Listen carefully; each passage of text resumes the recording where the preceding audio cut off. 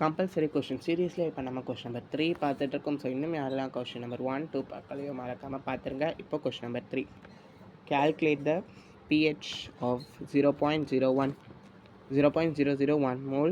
molar solution of HClன்னு கொடுத்துருக்காங்க. ரொம்ப முக்கியமான சம், ஓகேவா? ஸோ நம்ம ஃபஸ்ட்டு சம் பார்த்தோம் அதே மாதிரி தான். ஃபஸ்ட்டு இதில் எத்தனை ஜீரோ இருக்குது, 0 பாயிண்ட்டுக்கு அடுத்து எத்தனை வேல்யூ இருக்கோ அதான்ப்பா வரும்.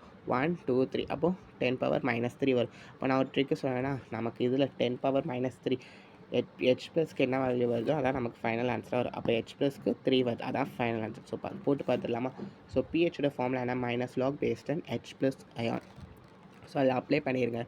நம்மளுடைய பவர் ரூல் படி -3 முன்னாடி கொண்டு வாங்க. அப்போ -3 = log 10.